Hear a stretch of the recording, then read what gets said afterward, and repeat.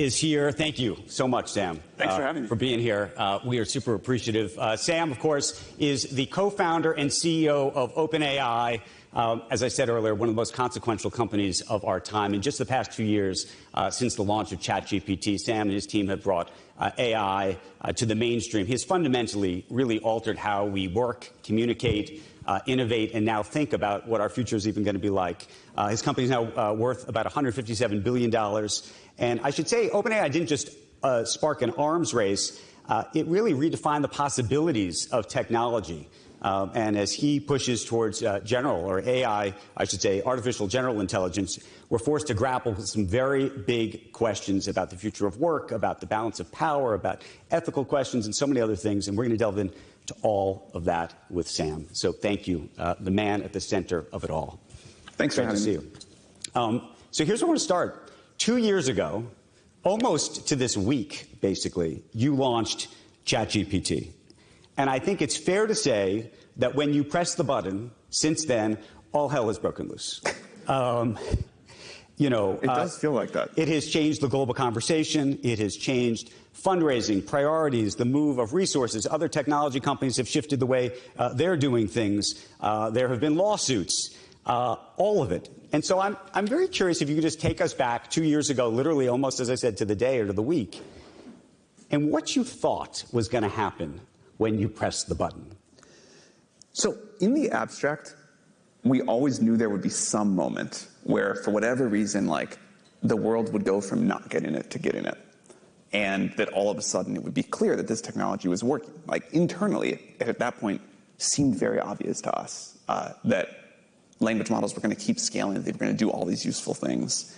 And why it happened at the launch of ChatGPT, I mean, I have some theories, but why it happened then and not when we launched the GPT-3 and the API earlier, or why it didn't happen until GPT-4 launched several months later, like, why that exact moment? I think there is some, like, chanciness to when it actually catches fire. We had observed, though, with the API and GPT-3 that, GPT-3 was a little bit early, and it didn't work for that many things. But in some sense, one of the killer use cases of it was developers in the playground, which is where you could, like, test ideas quickly before you implement the API. They loved just talking to the model. They would just sit there and, like, talk to GPT-3 conversationally about whatever. And that was kind of the main thing people were using it for. So we said, well, if that's what people want, we can make it much easier to use. You don't have to sign up for a developer account and do all these other things. And we can sort of tune it to be good at conversations. Right. And so we said, okay, let's make this as a product. Now, we'd actually been planning to launch it with GPT-4. We finished GPT-4 in, like, August of 2022, but we held it for a while. But did you expect all of this to happen? Again, at some point, we thought there would be a big moment in the world. Did we know it was going to be right then with the launch of ChatGPT? Certainly not. So here we are now, 2 years later, and the next big question that we're all asking, I can't even believe we're just asking it 2 years later, and you actually just wrote about it.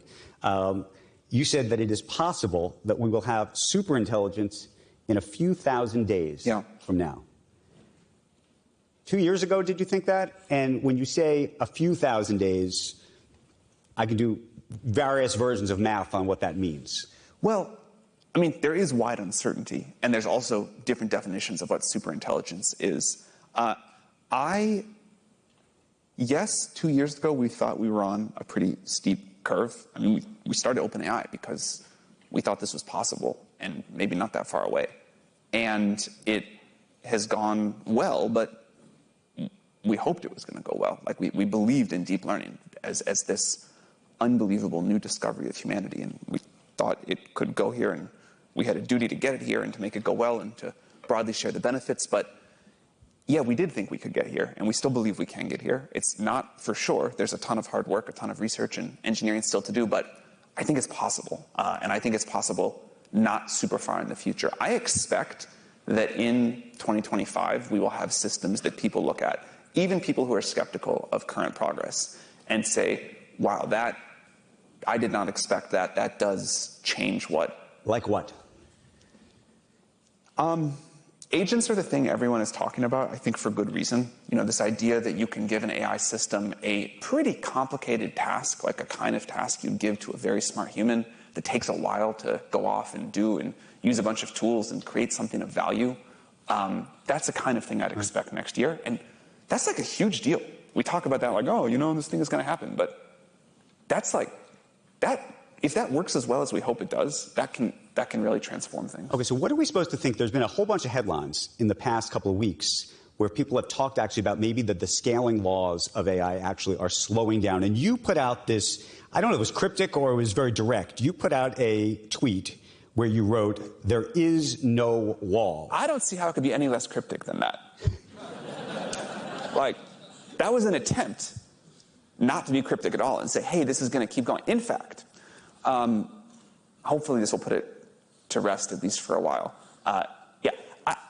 I've always been struck by how much people love to speculate on, is there a wall? Is scaling going to keep going? And like, rather than just like look at the curve of progress and say, maybe I shouldn't bet against an exponential like that. In any case, we have a bunch of new great stuff. So we're doing this kind of fun thing for the holidays. We're doing 12 days of OpenAI starting tomorrow, where we're going to launch. We'll either launch something or do a demo every day for the next like 12 weekdays. And without saying too much about the thing for tomorrow, it is continued progress. And can you give us a little bit more of a hint then if it's going to start tomorrow? Start today, right now. I don't want to spoil your surprise. It's not that long to wait. I'm not good with that. I want to know. One of the big questions about AI right now, though, is, and this goes to the scaling question, is how much data and what it takes to actually continue to scale. How much of this is about just pure processing power and therefore capital, right? Versus data, where you get that data, this idea of synthetic data, digital data, that we're going to recreate data on top of data. What does it actually take to scale at this point? When people even talk about some of the limiting factors, I think that there's some question embedded in that about which piece is going to get there. So the three key inputs, and there are others too, but the three key ones are compute, data, and algorithms. And you can trade them off sometimes. Like if you have much better data, you could use less compute, or if you have a lot more compute, you could use that to create synthetic data and make more data. For a while, there was incredible easy gains in front of us with compute. More recently, we've had a lot of algorithmic gains. But kind of, you want to push on all of those inputs at the same time. And at different times, there may be differential returns to one or the other. But I kind of think of all three. But for you, compute, I assume, is the biggie. And if you don't have the compute, all the others don't matter. I mean, in some sense, algorithmic progress is the biggie. The biggest one. If you can, like, maybe you can double the size of a computer. Maybe over time, with crazy amounts of capital, you can 10x the size of a computer. Once in a while, these 1000x gains come along algorithmically. The transformer is like a good recent example of that. That's rare, but that is the biggest gain when it happens. So right now, though, there's an arms race, it feels like, for processing power, right? There's an arms race for fundraising for processing power. There's an arms race to build and get more compute. You have a relationship with Microsoft, and you rely on them right now. I think there's a race on all of these things. The compute one is like the most fun, the most theatrical, the biggest numbers. It gets the most attention. It is really important. I don't want to dismiss it. But there's certainly also huge amounts of effort going into who can come up with the best algorithmic ideas, who can secure new data sources. So I think it is on all three fronts. You do have this relationship with Microsoft. Yeah. It has been described as, at times it's been described as a tech bromance in the best way possible. And then I was just reading Alex Heath, who wrote, it's clear that Microsoft and OpenAI are disentangling. I don't think we're disentangling. Look, I will not pretend that there are no misalignments or challenges. Obviously, there are some. But on the whole, I think it's been a tremendously positive thing for both companies, and excited to do like much, much more together. But long term, do you think you need to have your own processing power that's yours, as opposed to relying on somebody else? No. And in fact, I think we need to ensure that we get enough compute of the kind we want, that we can rely on, and all of that. And there may be reasons we have like some very crazy ideas about things we'd like to build that are, you know, like high risk, high reward. But we certainly don't need to have like OpenAI get really good at building like massive scale data centers. In fact, one of the things, and maybe this is a consequence of kind of just like how I grew up, but I like grew up as one of those like startup founders of the generation where it was like, oh, before that period in time, everybody had to build their own hardware, and you had these colos and data centers, and it was this thing you had to do, and then all of a sudden AWS changed the scene. Right. And so I've always like thought that way. I'm open to us, you know, saying, okay, we are going to have to build stuff ourselves, or maybe vertical integration turns out to be more important over time. But it's really nice to get to focus on like research and product and do what we're good at. But one of the reasons I ask is it creates this sort of frenemy situation, I imagine, where you have your product. You know, I was actually using it to check out a couple things just yesterday. How to do? Great. Happy to hear it. By the way, we're going to have Sundar here later. The search product is fascinating, what you're doing. It is really cool. I have to say, it is my favorite product we've launched. Thank you for saying that. It's my favorite product we've launched in a long time. I use it so much, and I'm so happy with it. It has like completely changed my usage of the internet. But where I was going with this is you have this relationship where you have Microsoft that's using your product in Copilot. You now have Apple using your product. And then you have your own version of a sort of native product that you sell commercially yourself. At some point, do the interests no longer become aligned? And I say that because there's been some reporting, including in the New York Times, that suggested there has been frustrations about how much processing power and access you're getting, different requirements of things and services that folks at OpenAI are supposed to use that are Microsoft products that maybe they don't want to use. I'm just trying to understand all that. There's definitely, at various times, like real compute crunches. Again, our product has scaled. Like 2 years ago, we had almost no business. Now we have like more than 300 million weekly active users. We have, you know, users are sending more than 1 billion messages a day to ChatGPT. We have a very large developer business. I think it's like 1.3 million US developers, many more in the world. So we need lots of compute, more than we projected. And that's just been like an unusual thing in the history of business to scale that quickly. And there's been tension around that. I have not heard people like upset about using Microsoft services though. You know, we have a big platform business. We have a big first-party business. Many other companies manage both of those things. And we have like things that we're really good at. Microsoft has things they're really good at. Again, there's not no tension, but on the whole, like, I think our incentives are pretty aligned. It sounds like there's a little bit of tension. For sure. On the artificial general intelligence piece, though, because you've always said part of your deal with them is that if you ever get there, right, that then the deal could technically be called off.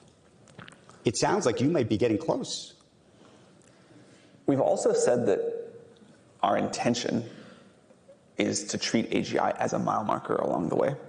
We have left ourselves some flexibility because we don't know what will happen. But my guess is we will hit AGI sooner than most people in the world think, and it will matter much less.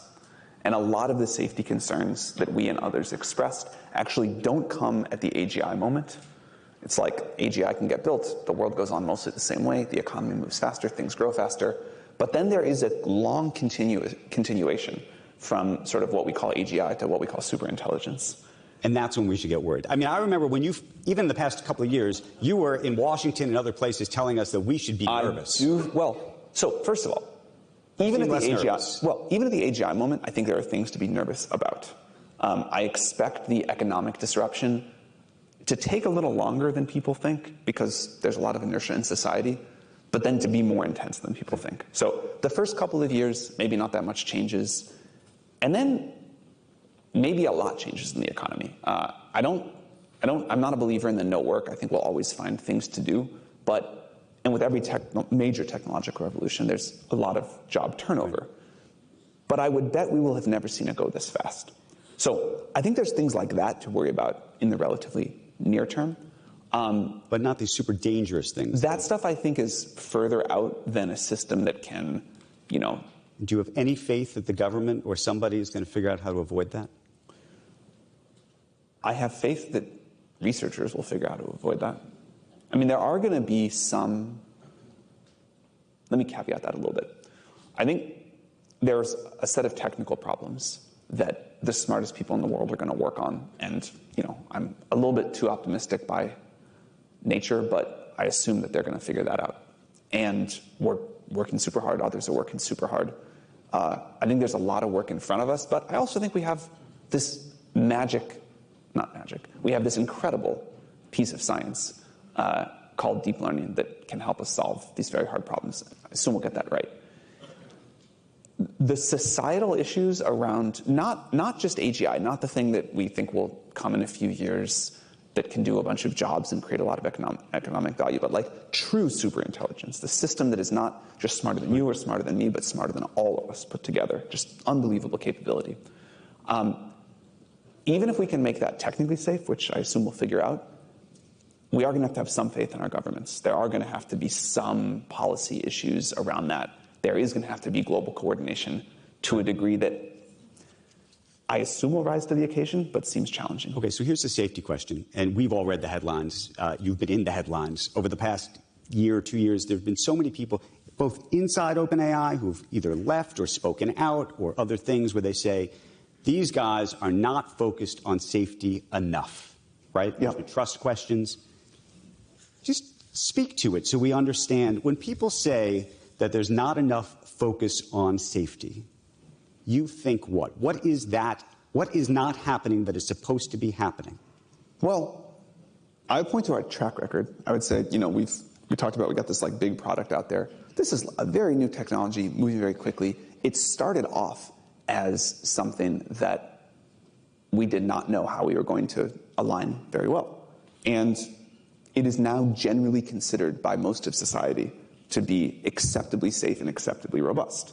Safety, that's always like a contract negotiated by a whole bunch of stakeholders. It's maybe hard to like exactly define what it means for ChatGPT to be safe. But the reason I ask is when we hear, different people who have left the organization and they've gone public, they take to Twitter and they say, these folks are not focused on safety. Is that about resources on safety? Is that about processing power? Is that about your attention? There are definitely people who think that ChatGPT is not sufficiently safe, that it allows things that it shouldn't or doesn't do things that it should. Or there are people who will push on parts of that. There are people who will say, fine, ChatGPT, maybe that's like a little bit safer than we thought it was going to be, but what's the plan for the next system? What are we going to do about that? And also there are people who would say, like, putting out a system like this at all is unsafe because OpenAI accelerated a race in the world.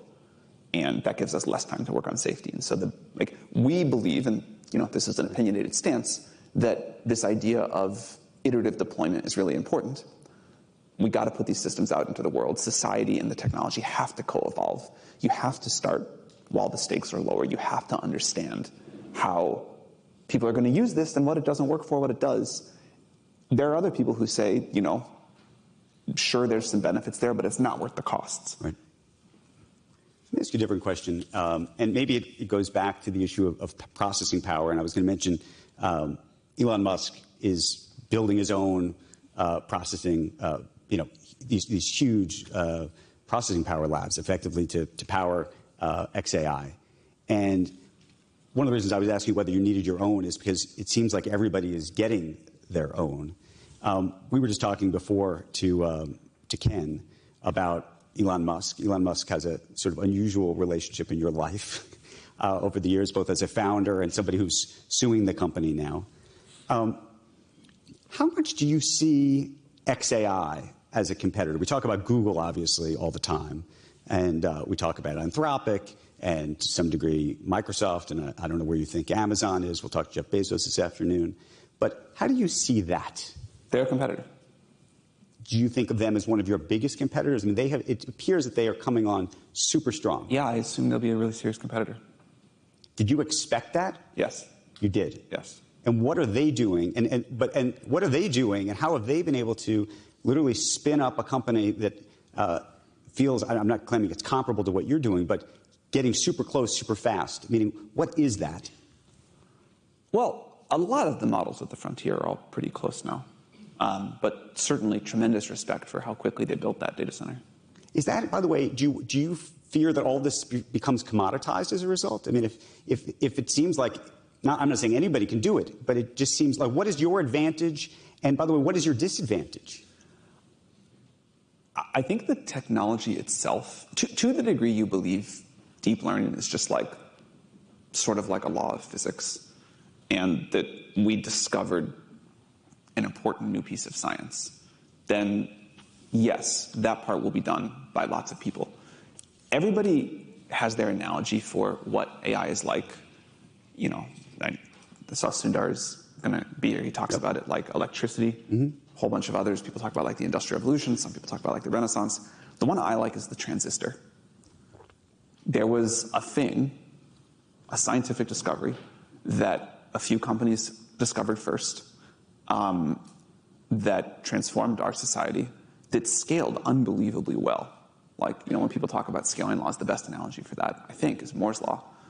And that came to be used by a lot of companies in all of the world. Like, look at all the things in this room with transistors. But we don't think about that as a transistor device, and we don't think about Google as a transistor company, even though they wouldn't be here without one. And I kind of think that's what's going to happen with AI. There will be shockingly capable models, widely available, used for everything.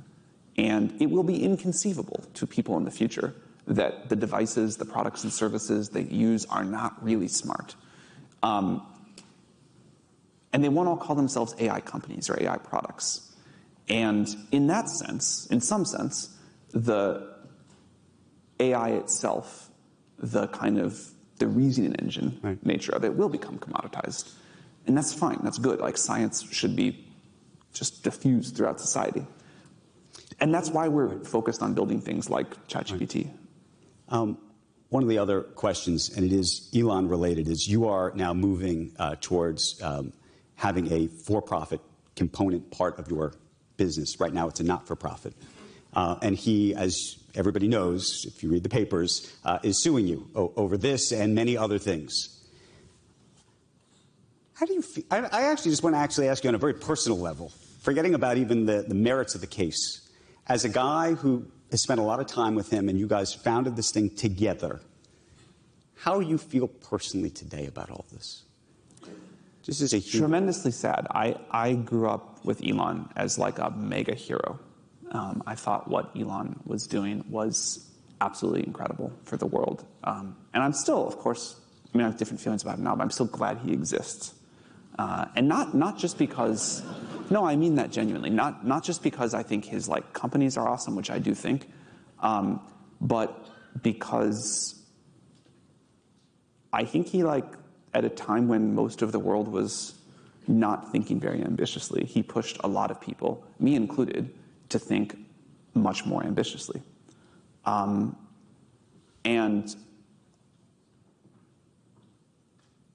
I'm grateful is like the wrong kind of word, but I'm like thankful, I'm positive about that. You know, we started OpenAI together, and then at some point he like totally lost faith in OpenAI and decided to go his own way. And that's fine too, but I think of Elon as a builder and someone who, like, you know, known thing about Elon, he really cares about being the guy. But I think of him as someone that if he's not, that just competes in the market and in technology and whatever else, and doesn't resort to lawfare. And, you know, whatever the stated complaint is, what I believe is he's just like, he's a competitor and we're doing well. And that's sad to see. I got to ask you this, though. There was an article in the Wall Street Journal. You were in it. Jeff Bezos was in it. And some of the other people who are his main competitors were in it. And there was speculation in the article that folks like yourself were worried about his influence, not just his influence in the technology area, but given his close relationship now with the president-elect. I'm actually not. I believe that pretty strongly, I mean, it may turn out to be wrong, but I believe pretty strongly that Elon will do the right thing and that Americans, it'd be profoundly un-American to use political power to the degree that Elon has it to hurt your competitors and advantage your own businesses. And I don't think people would tolerate that. I don't think Elon would do it. Right. It would go, again, lots of things not to like about him, but it would go so deeply against the values I believe he holds very dear to himself that I'm not that worried about it. Okay, one last related question on that, and then I actually want to talk a different tech question and about the company, which is one of the things that he alleged is that he thinks that you guys are now so big that there's not competition and that you're trying to prevent competition from happening by preventing potential funders of, for example, XAI or arguably others from both funding you and funding them at the same time. Incorrect. What we said, which is very standard, and what we say is, if you invest in us and want to invest in any of our competitors, that's totally fine. We stop your information rights. You can still do it, but like is a very standard term for other companies of our scale. You know, we're going to stop like telling you our research roadmap. And everybody is like, that seems reasonable. But again, it's like, you want to go invest in them, go invest. Let me ask you a different question just about the company. You did start it as a not-for-profit. It was a research outfit originally. Yeah. Now, I think there's a view that it has to shift to be some kind of profit-oriented company. Well, does it have to? First of all, I like to talk about the reason we started as a nonprofit because I think it sort of speaks to the answer too. When we started, we did not have any idea that we were going to be a product company. We also did not know that the amount of capital we needed would turn out to be so huge. If we did know those things, we would have picked a different structure. It's hard to overstate, because it wasn't that long ago on the calendar, but it's hard to overstate how different 2016 was. This was years before we had the research that led to language models. This was 4.5 years before we launched our first product. This was like 6.5 years before we launched ChatGPT. All we knew that we wanted to do was do some AI research, and that we thought AGI and superintelligence eventually would be this important thing to the world. And we wanted to like somehow do something that would be good. At the time, we were working on like writing papers, new RL algorithms, new theories, a way to play video games, a robotic hand. And it was not clear that there would ever be a product or revenue stream at all. And it wasn't clear that we were going to need one because it wasn't clear we needed so much money. Right. It became clear after GPT-1 and some other work that we were going to need to scale. And we started, and also Elon decided to stop funding us as a nonprofit, and we couldn't get somebody else to do it, that we needed to find a way to make a capped profit. Now, we wanted to keep going with a lot of the things that we think are good about a nonprofit. And so we had this subsidiary, capped profit, that worked for a while. And in some senses still does kind of work, and in some other senses is like straining the theory of what a nonprofit-controlled org can be and the amount of capital we need at this next stage. So we are, and have been for a while, looking at some changes. Nothing is decided. It is, as you can imagine, like very complicated to figure this out. And the board is like hard at work on it. In any configuration, like the nonprofit doesn't go away. Like one thing that the board has looked at, for example, is a PBC that a nonprofit owns a huge chunk of and then figures out how to use that amount of wealth for the purpose of the nonprofit. There's other ideas too. One of the things I've always been fascinated by is you never took equity in the company. I think you think about that more than I do. I'm surprised. You get paid $76,000, I looked. I believe you. And that's it. If the company does have one of these moments, there's an expectation you will get some equity. There was much of press about that, and there's been like some investor pressure. It is weird that I didn't get equity. Did you want it? You didn't want it, though. No, I didn't want it. If I could go back in time, I would have taken it just some little bit, just to never have to answer this question. And no matter how many times I try to explain to people, like, I have the most interesting, coolest job in the world. This is like my retirement dream way to spend my time after like what was a pretty good career. And people can work on like art projects and not get paid for that, and no one thinks it's weird or whatever. It just does not come across. So I wish I had taken some. I don't imagine I would work any harder or less hard. There would be like, I think, something clearer about the alignment I would have had with investors or whatever else, and it would have like, it definitely would have been easier to raise money. Like there are plenty of investors who have not invested because I didn't take equity. They say, really, that's interesting. They will not invest because you don't have equity. It's come up a few times, yeah.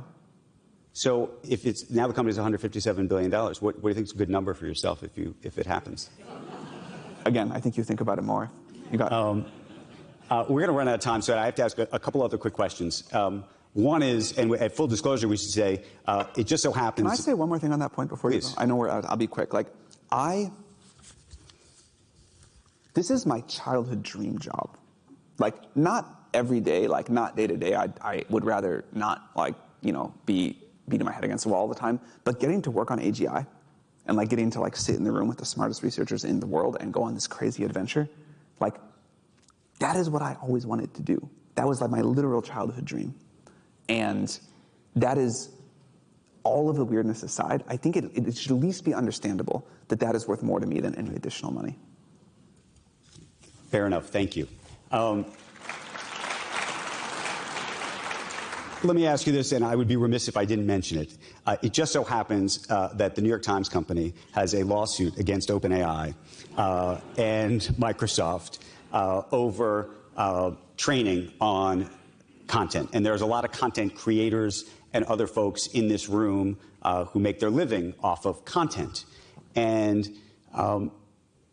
I'm just so curious, and I know you can't speak to the lawsuit itself, but for those folks who are in this room who've written books or written articles or made movies or what have you, that have had their information trained on, whether it was on the open web or the closed web or on YouTube or what have you, how we should feel. I think we do need a new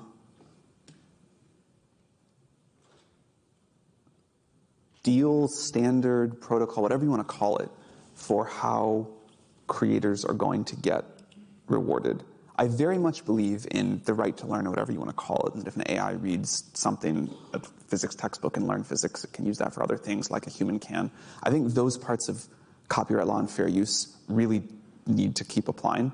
But I think there's additional things that we're starting to explore, and others are, where, you know, a particular passion of mine has always been, can we figure out how to do micropayments where if you generate a story in the style of Andrew Ross Sorkin, you can opt into that for your name and likeness and style to be used and get paid for it. There's many other ideas too. I think the discussion on fair use or not is at the wrong level. And like, of course, we very much believe in you need one of these right to learn approaches. But the part I really agree with is we need to find new economic models where creators can have new revenue streams. On the New York Times, look, I don't believe in showing up in someone else's house as a guest and being rude. But I will say, I think the New York Times is on the wrong side of history in many ways. We could discuss and debate that. And we'll do that, I think, in court. Look forward to seeing you.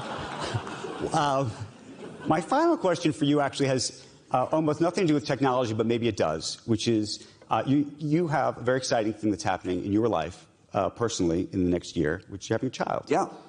And for all parents out there and would-be parents who are thinking about AI and what this is going to do to our life and what even what our own meaning is as people, if the machine actually can do things that we really can't.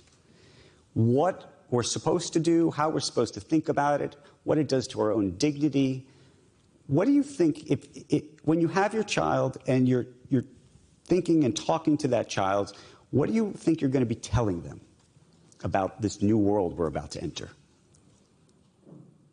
There's nothing like, I mean, I'm sure having a kid will be even stronger, but just even like really like getting ready to have a kid, there's nothing like, at least for me, there's been nothing that has made AGI seem so irrelevant. And like the level of excitement I have about AGI, I thought was pretty high, but it's so much higher about having a kid. It really like puts into perspective what actually matters. And I think that is that's like a specific lens on the general phenomenon, which is we have been developing incredible new technology for a long time. And each time it's happened, people have had these conversations. You know, what does this mean? The Industrial Revolution comes along. These machines take all of our jobs. What does this mean? Computer revolution comes along. Computers take a bunch of current jobs. What does it mean? And the answer, at least in terms of what it means to be human, is not very much. The economy will grow. The kinds of jobs people will do will change. And people will care way more and love their kids way more than they care about AGI and anything else that any technology can deliver. The deep human drives are so powerful and have been here for so long, and evolutionary drift is pretty slow, that, you know, I think in some sense my kids will grow up in a super different world, and in some other sense it'll be exactly the same. Sam Altman, everybody, thank you so much for the conversation. Thank you. What a fabulous conversation. Thank you. Thank you.